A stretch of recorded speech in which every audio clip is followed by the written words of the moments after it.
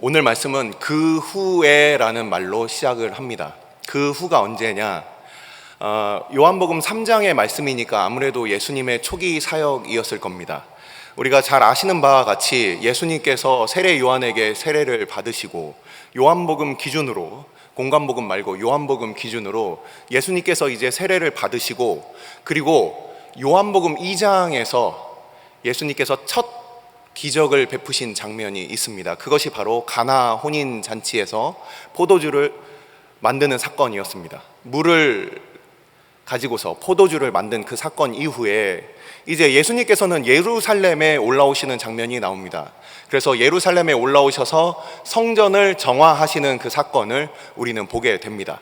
그 예루살렘에 머무시는 동안에 이 요한복음 3장에 나와 있는 이 앞부분에 바로 니고데모와의 그 대화를 가지고 계십니다.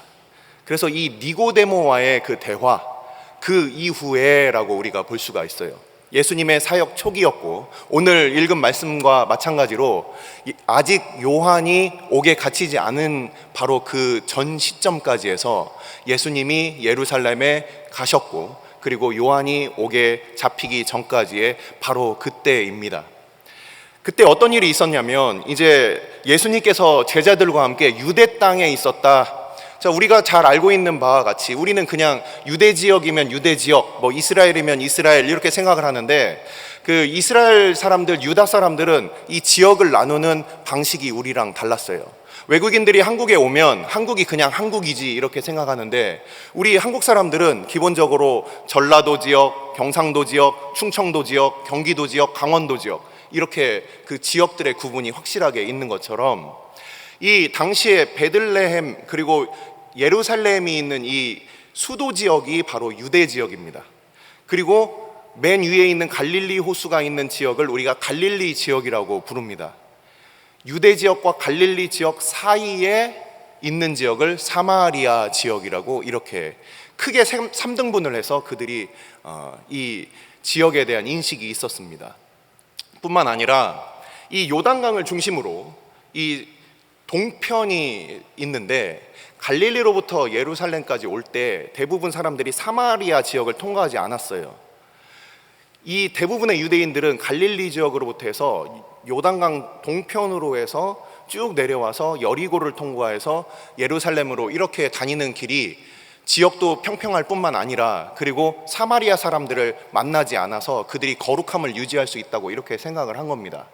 그래서 이 당시에, 이 예수님 당시에 이 유대 지역에 있었다 하면은 맨 위에 예수님께서 사역하셨던 그 갈릴리가 아니라 이 예루살렘 중심의 이 유대 지역에 있었다라고 이렇게 생각하시면 됩니다.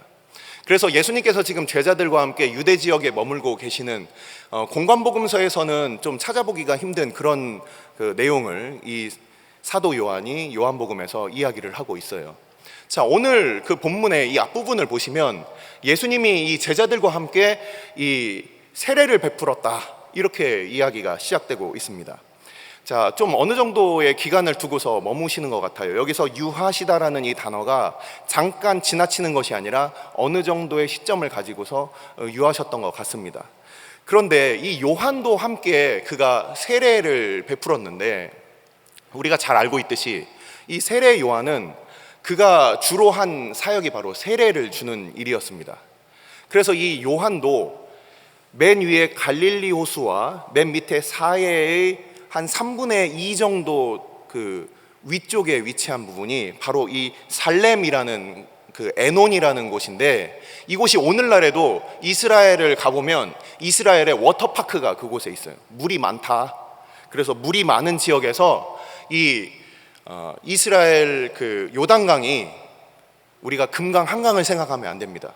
뭐 우리 본당보다도 더 좁게 흐르는 그런 곳이 아주 많아요.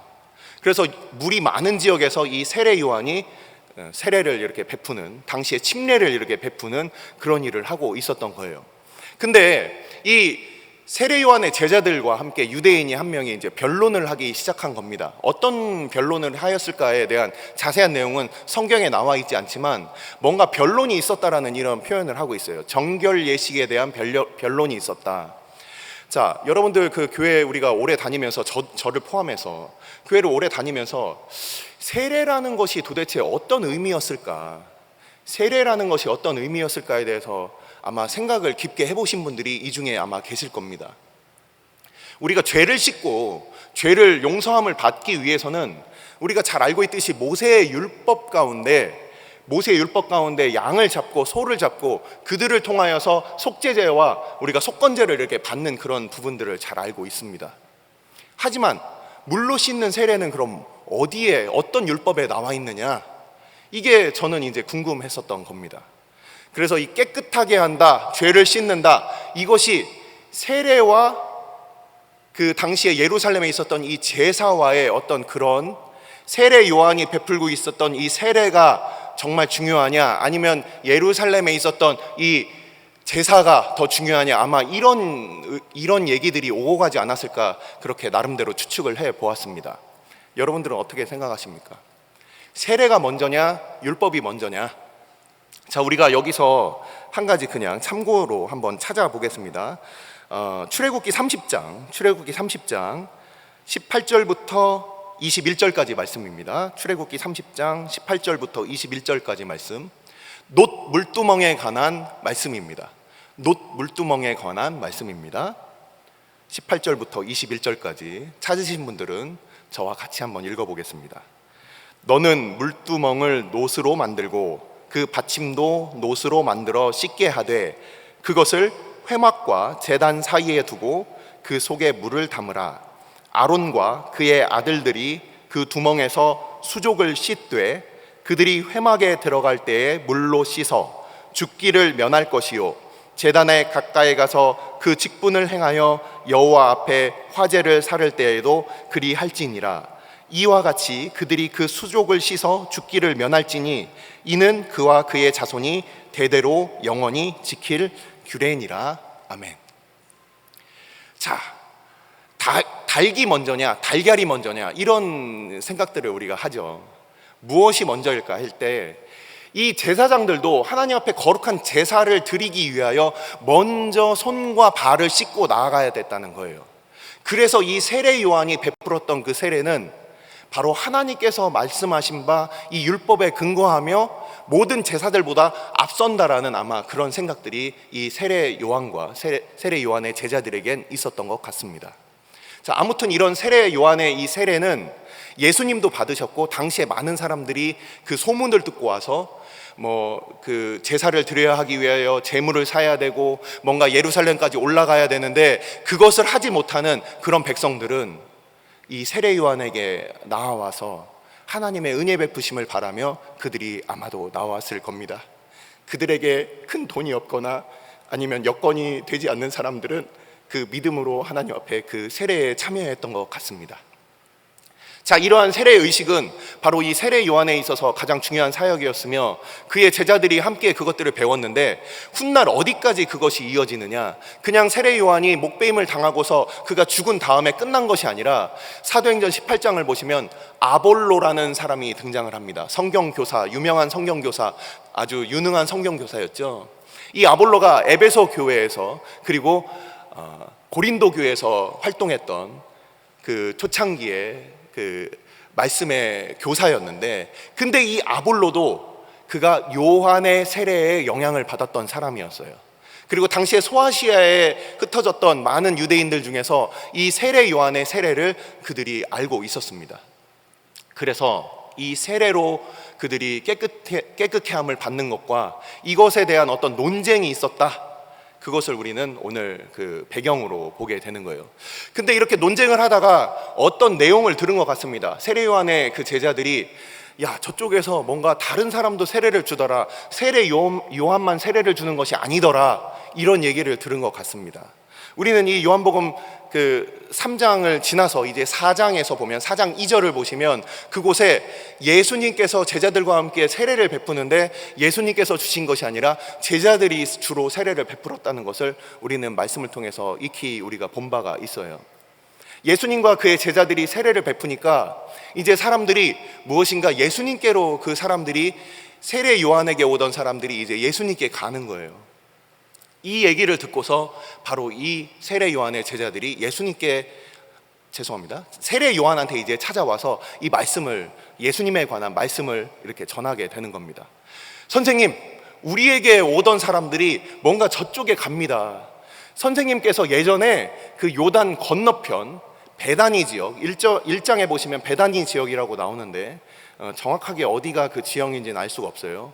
하지만 요단강 건너편 지역, 바로 이 베레아 지역에 있는 베다니 지역으로, 그때 우리 선생님께서 예전에 그 하나님, 보라 세상 죄를 지고 가는 하나님의 어린 양이로다 이렇게 증거했던 바로 그분이 이제는 우리 손님들 뺏어갑니다, 이렇게 얘기를 하고 있는 거예요. 자, 이 얘기를 들었을 때 이 세례 요한의 반응이 바로 오늘 우리가 살펴볼 바로 가장 중요한 바로 그 내용입니다. 자, 요한복음 3장은 특별히 크게 이 세 부분으로 나눠져 있습니다. 오늘 읽은 부분, 바로 이 앞구절에 1절부터 21절까지의 말씀이 바로 니고데모와의 대화이고, 그리고 오늘 읽은 22절부터 30절까지가 오늘 본문이고, 그리고 31절부터 마지막 절까지가 이 사도 요한이 이 3장에 대한 평가를 내리고 있는 부분이에요. 자, 3장은 어떤 내용이 나오냐면 바로 이 요한이 대답한 바와 같이 27절 말씀입니다. 요한이 대답하여 이르되 만일 하늘에서 준 바 아니면 사람이 아무것도 받을 수 없느니라. 니고데모와의 대화에서도 하늘에서 내려온 자만이 하늘의 일을 말할 수 있다라고 우리 주님께서 말씀하시고, 그리고 이 세례 요한도 동일하게 우리 주님에 대하여 이렇게 말씀을 증거하고 있으며, 그리고 이 사도 요한이 31절부터 36절까지 말씀을 보시면 위로부터 오시는 이는 만물 위에 계시고 땅에서 난 이는 땅에 속하여 땅에 속한 것을 말하느니라. 하늘로부터 오시는 이는 만물 위에 계시나니 하면서 바로 우리 주님에 대한 하늘로부터 오신 그 증거를 이렇게 전하고 있어요. 근데 오늘 우리가 살펴볼 부분은 이 요한복음 3장의 큰 주제보다는 이 세례 요한의 어떤 이 대답을 통해서 우리의 오늘 말씀에 있어서 무엇을 말씀하시는지 우리가 살펴보려고 하는 겁니다.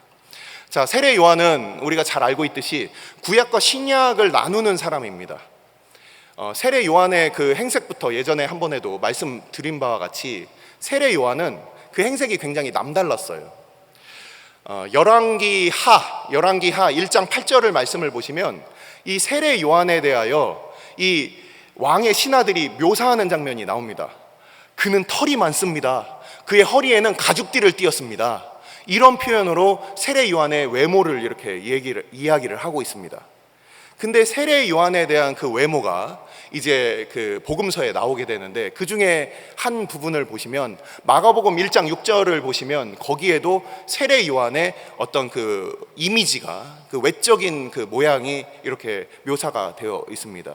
찾아보시면 아시겠지만 우리가 잘 알고 있듯이 그는 약대 털옷을 입었고, 그리고 허리에 가죽띠를 메었고, 그의 음식은 메뚜기와 석청이었더라. 우리가 그 말씀을 기억하면, 야, 이 엘리야가 털이 많고 허리에 가죽띠를 띠었다. 세례 요한이 낙타 털옷을 입었으니 당연히 털이 있는, 당시에는 털옷을 안 입었죠. 지형적인 특성, 기후적인 특성이 있으니까 당연히 그들은 아마도 그 아마삼을 가지고서 만든 옷을 입었을 겁니다. 시원하게. 근데 이 세례 요한은 가죽 털옷을 입어서 털이 많고 허리에 가죽띠를 띤 바로 이 엘리야의 모습을 그렇게 묘사를 하고 있어요. 이 세례 요한이 이제 구약에서 신약으로 넘어오게 되는 이 말라기서 3장과 4장에 그가 예언이 되어 있는데, 3장 1절과 그리고 4장에 이렇게 표현이 되어 있습니다. 내가 마지막 날에 내가 나의 사자를 보낼 것이다.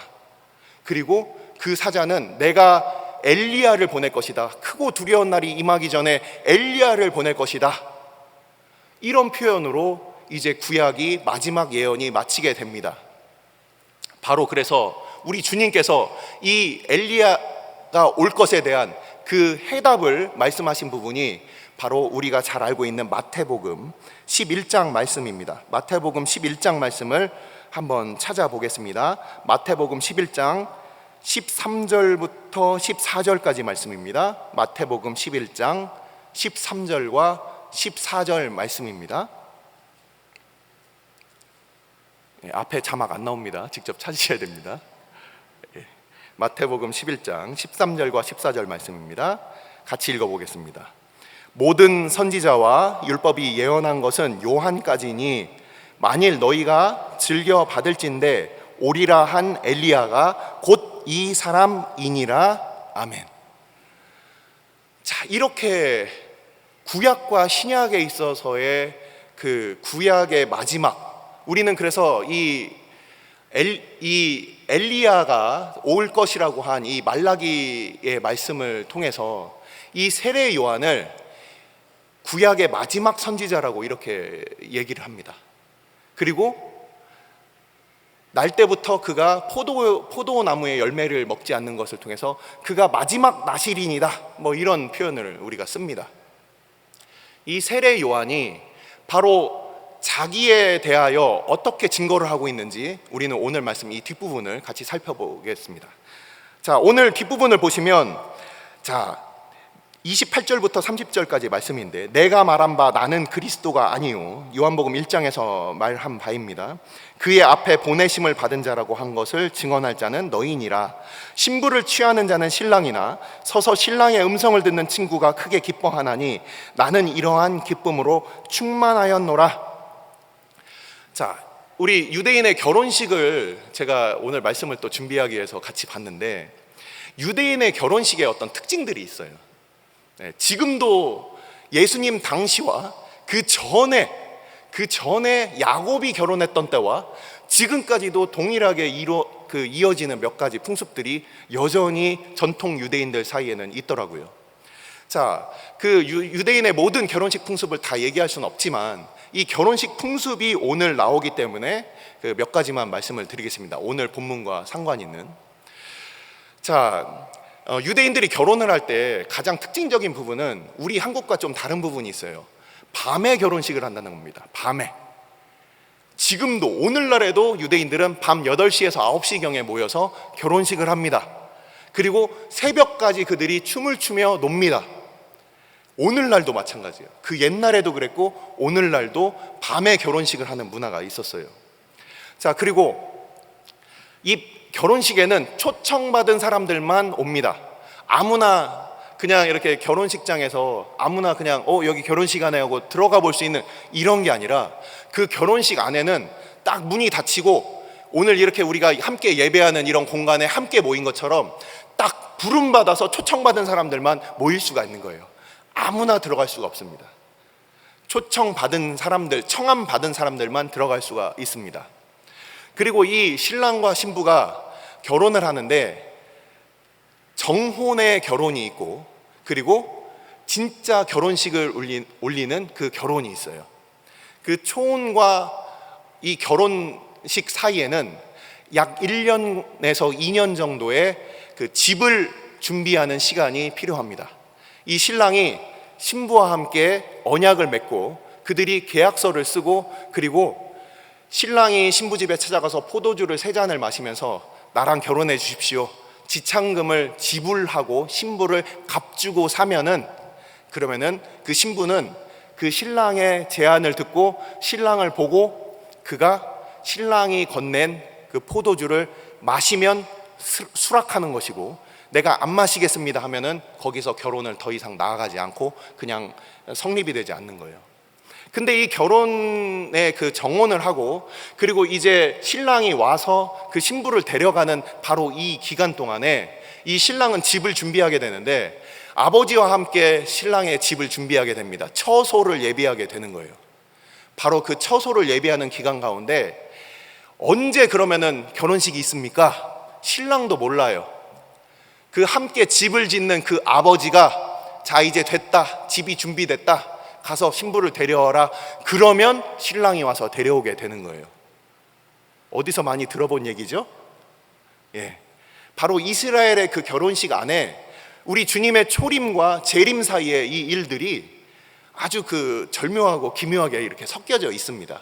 뭐 이 부분에 대해서 자세히 말씀을 드리고 싶지만 시간 관계상 여기까지만 말씀을 드리고, 자, 이제 그 처음 정혼을 하고 이제 다시 그 결혼식에서 이제 신부를 취하기 위하여 이 신랑이 오는 그 날, 그 사이에 어떤 일이 있느냐, 방금 말씀드린 듯이 언제일지 모르는, 신랑 아버지만 알고 있는 그날이 딱 되면은 이제 신랑과 신부가 만나게 됩니다.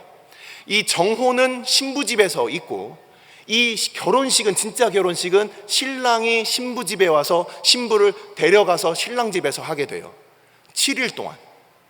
근데 그때 이 신랑이 이제 신랑의 친구들과 함께 오는 겁니다. 오늘 읽은 말씀과 이제 이어지는 말씀입니다. 자, 신부도 준비하면서 등불을 준비하는 10명의 신부의 들러리가 우리는 성경을 보면 알 수가 있어요. 마찬가지로 이 신랑의 친구들도 대략 10명 정도의 신랑의 친구들이 그 신랑 주위에 그들이 신랑을 보필하면서 이 신부를 데려오기 위해서 함께 오게 됩니다. 근데 그 중에서 제일 최고로 친한 사람 4명이 선발이 됩니다. 이 4명이 같이 이제 결혼식을 할 때 신랑과 신부가 만나서 이제 데려와서, 그래서 그들이 결혼식을 할 때 바로 신랑과 신부 옆에서 그들이 이 천막을 이렇게 치고서 천막 아래에서 결혼을 합니다. 오늘날 유대인들도 마찬가지예요. 이것을 추파라고 하는데, 추파라는 이 장막 밑에서 결혼을 하게 되는데, 이 장막을 가장 친한 4명이 내 귀퉁이를 잡고 그들이 그 천막을 이렇게 세워놓고 기다리게 됩니다. 자, 오늘 읽은 바로 이 신랑의 친구라는 부분이에요. 자, 신랑의 친구들이 하는 일은 무엇이냐? 방금 말씀드린 대로 이 추파라는 이 천막을 잡아주는 거 말고 또 한 가지가 있습니다. 우리 또 한 가지만 더 찾아보겠습니다. 마태복음 25장 6절 말씀입니다. 마태복음 25장 6절 말씀. 마태복음 25장을 찾아보시면 마태복음 25장에는 그 지혜로운 5처녀와 그리고 미련한 5처녀에 대한 그 비유가 나오게 되는데, 근데 그 중에 이 신랑의 친구들이 등장하는 부분이에요. 마태복음 25장 6절 말씀입니다. 자, 한번 읽겠습니다. 시작. 밤중에 소리가 나되 보라, 신랑이로다, 맞으러 나오라 하매. 바로 이 부분이 이 신랑의 친구들이 하는 말이에요. 보라, 신랑이라, 맞으러 나오라. 뭐 우리 함지나비들 뭐 이렇게 그 함 가지고 올 때 그 앞에서 막 그 떠들고 뭔가 이렇게 얻어내는 그런 것들 어렸을 때 보신 분들이 있을 거예요. 요즘은 그런 게 잘 안 보이는데 옛날에 저희 동네에도 그런 사람들이 있었어요.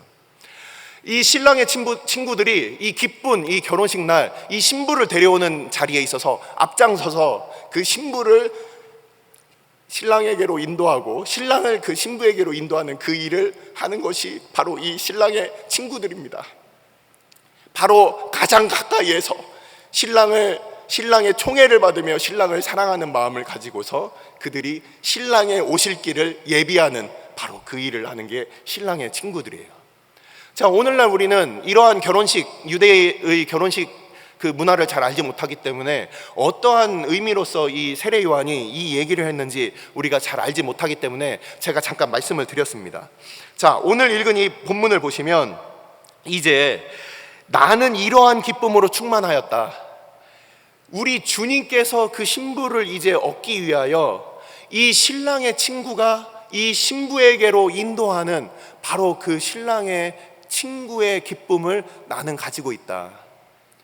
오늘날 많은 이단과 잘못된 그런 이 지도자들이 어떻게 하고 있습니까? 많은 사람들, 하나님의 양들을 마치 에스겔서의 말씀, 그 잘못된 그 거짓 선지자들, 잘못된 자기 배만 불리우는 그런 잘못된 목자들과 같이 그들을 자기가 취하고 자기가 먹어버리는 거예요. 선한 목자이시고 선한 목자장 대신 우리 주님께로 인도하는 그 역할을 해야 될 것인데, 근데 자기를 위하여 그렇게 많은 사람들을 불러다가 그렇게 그 이단 교주들을 우리가 생각하면 잘 알 수 있지 않습니까? 이런 놈들이 있어요. 근데 이 세례 요한은 자기는 그 사람이 아니다. 나는 신랑이 아니다. 나는 신랑의 친구이다. 그 기쁨이 나에게는 충만하다라고 말씀을 하고 있습니다. 자, 그러면서 뭐라고 하고 있습니까? 마지막 30절의 말씀이에요. 그는 흥하여야 하겠고 나는 쇠하여야 하리라 하니라. 자, 우리가 복음을 증거하고 우리가 하나님의 백성들을 우리가 먹이고서 우리 주님께로 인도할 때 우리는 어떠한 생각을 가지고 접근을 합니까? 주님께서 영광을 받으시고 나도 옆에서 뭔가 같이 박수 받고, 혹시 그런 생각 갖고 있지 않습니까? 우리 주님께서 영광 받으실 때 나도 그 옆에서 함께 한자리 하고, 주님께서 이 땅에 그 임금이 되실 때 나도 주의 좌편에, 주의 우편에 나도 앉는 그런 생각을 혹시 우리는 하고 있지 않습니까? 자, 근데 이 세례 요한의 이 표현을 한번 보십시오. 그는 흥하여야 하겠고 나도 흥하여야 하겠다가 아니라 나는 쇠하여야 하리라. 주님께로 그 세례받고자 하는 자들이 가면 나에게 오는 사람은 없고, 그러니 나는 상대적으로 더 초라해지고 비참해지는 것 같이 보이는 이런 상황 가운데 세례 요한의 제자들에게 너희들이 오히려 나에 대하여 증거해야 된다 하면서 하는 이 말씀을 한번 들어보십시오.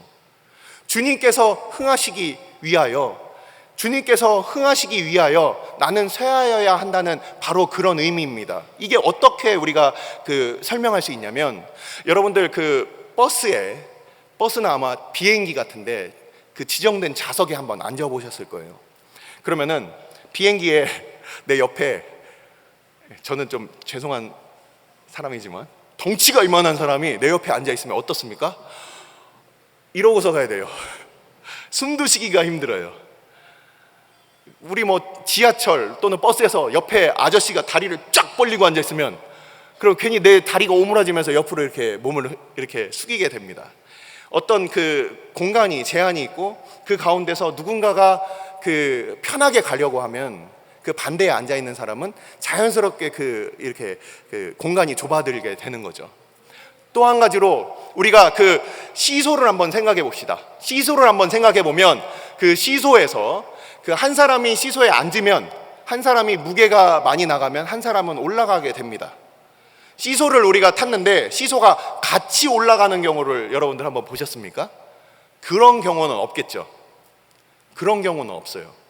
무언가 한 사람이 낮아지게 되면 한 사람은 올라가고, 한 사람이 올라가게 되면 한 사람은 낮아지는 바로 그런 의미입니다. 이 말씀을 보고 우리가 이 단어를 찾아보니까 무엇인가 하나가 세력을 크게 얻는다라는 것이 흥한다라는 그런 표현이었어요. 그리고 쇠한다라는 표현은 상대적으로 그것이 줄어들게 되는 것이, 그것이 쇠한다라는 겁니다.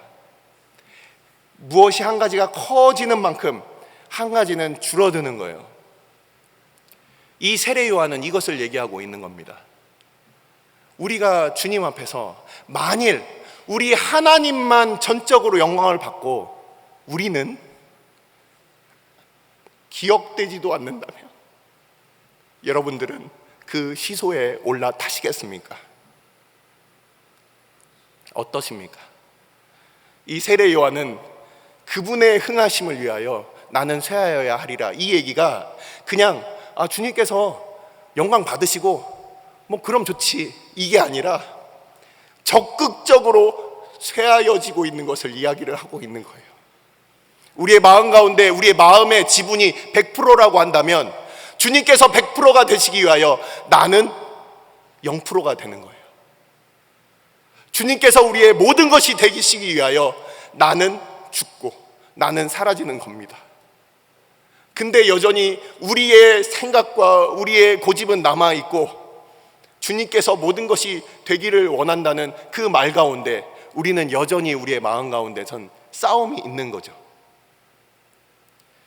그의 흥하심을 위하여 나의 쇠함은, 이것은 단순히 그냥 주님 흥하십시오, 주님 영광 받으십시오, 이것이 아니라 우리는 잊혀지겠습니다. 우리는 더 이상 기억되지 않겠습니다. 오직 주님께서 모든 영광 받아 주십시오. 그 영광 받는 자리에 내가 서지 않아도 좋습니다. 주님께서만 우리의 모든 것이 되어 주십시오 하는 바로 그 고백이 되는 겁니다. 자, 이러한 이 세례 요한을 향하여 하나님의 평가는 어떨까요? 우리가 볼 때 이러한 것들은 너무나도 우리에게 있어서 불리한 것 같고, 마치 우리가 이렇게 세례 요한과 같이 살게 되면 그러면 우리한테는 남는 것도 없는 것 같고, 혹시 그러한 마음의 부담감과 혹시 두려움이 혹시 있습니까? 우리 주님께서 세례 요한에 대하여 어떻게 말씀하셨습니까? 우리 한번 찾아보겠습니다. 마태복음 11장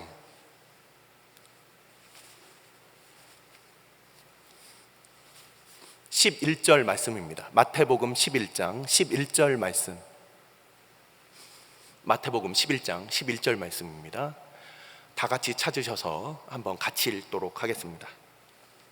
마태복음 11장 11절 말씀 시작. 내가 진실로 너희에게 말하노니 여자가 낳은 자 중에 세례 요한보다 큰 이가 일어남이 없도다. 그러나 천국에서는 극히 작은 자라도 그보다 크니라. 아멘. 바로 이 세례 요한의 모습은 우리 성부 하나님의 영광을 위하여 모든 영광을 버리고 오신, 그래서 십자가에 죽기까지 오신 바로 우리 주님의 모습과 같아요. 우리 성부 하나님의 그 창조의 그 영광을 다시금 회복시키기 위하여 이 땅 가운데 오셔서 철저히 낮아지시고 철저히 죽으신 하나님의 모든 진노를 받아 우리 대신하여 세상 죄를 지고 간 어린 양이 되신 바로 우리 주님의 죽으심, 주님이 드러나지도 않았고 이 세상에서 한 자리 하신 것도 아니고 그냥 십자가를 지고 멸시와 천대 가운데 그렇게 돌아가신 그 십자가의 그 사건, 그것이 바로 우리 세례 요한의 그 고백이며 우리 주님께서 가셨던 그 길입니다. 바로 주의 백성들이 갈 바로 그 길입니다. 우리가 무엇인가 이 땅 가운데 영광을 받고 우리가 이 땅에서 뭔가 감투를 쓰시려는 분들 착각하지 마십시오. 저들의 상을 이미 받았다라고 주님께서는 평가하고 계시는 거예요. 하지만 그렇게 그 헤롯에게, 헤로디아에게, 그리고 그 살로메의 그 소원을 듣는 이 헤롯 대왕으로, 이 헤롯 그 왕으로 말미암아서 이 세례 요한은 쓸쓸하게 그렇게 형장의 이슬로 사라지게 됩니다. 우리가 볼 때 그 세례 요한은 빈들에서 자라며 그들이 부모와도 같이 살지 못했고 참으로 볼 때 기구하고 어처구니 없는 그런 인생처럼 보일지 모르지만 우리 주님의 평가는 바로 그 세례 요한을 바로 여자가 낳은 자 중에 이보다 큰 자가 없다. 그리고 세례 요한이 죽었다는 그 소식을 들으시고 우리 주님께서는 홀로 그 마음, 쓸쓸한 마음을 가지고 그가 광야로 나가시는 부분을 우리가 보게 됩니다. 자, 말씀을 마칩니다. 이 세례 요한은 그의 흥하심을 위하여 나는 쇠하여야 하리라. 오늘날 우리 가운데 주님의 흥하심을 위하여 내가 가로막고 있는 나의 모습은 무엇입니까? 그냥 쇠하여지면 그냥 쇠하여지지가 아니라 적극적으로 우리 주님의 흥하심을 위하여 내가 이름도 없이 빛도 없이 그 자리로 나아가고 있는 우리의 모습은 있습니까? 그것을 가로막는 하나님의 흥하심, 우리 주님의 영광을 가로막는 가장 큰 걸림돌이 어쩌면 우리 자신이 되고 있진 않습니까? 기도하시겠습니다. 아버지, 주의 백성들 함께 모여 주의 말씀을 들었습니다. 우리가 세례 요한과 같이 그는 흥하여야 하겠고 나는 쇠하여야 하리라. 믿음으로 주의 백성, 주의 앞서 가신 그 길을 쫓아 사는 우리들 되게 하여 주시고 이름도 없이 빛도 없이 살았던 우리 신앙의 선진들과 같이 우리 주님의 평가를 바라며 우리 주님의 칭찬을 바라며 주님 앞에 주의 거룩한 뜻을 쫓아 살아가는 모든 주의 백성들 다 되게 하여 주옵소서. 오직 주님께서 은혜로 그 일들 가능하게 하여 주시고 우리를 부르신 그 거룩한 뜻을 이루어 주옵소서. 이 모든 말씀 우리 주 예수 그리스도의 이름으로 감사하며 기도드리옵나이다. 아멘.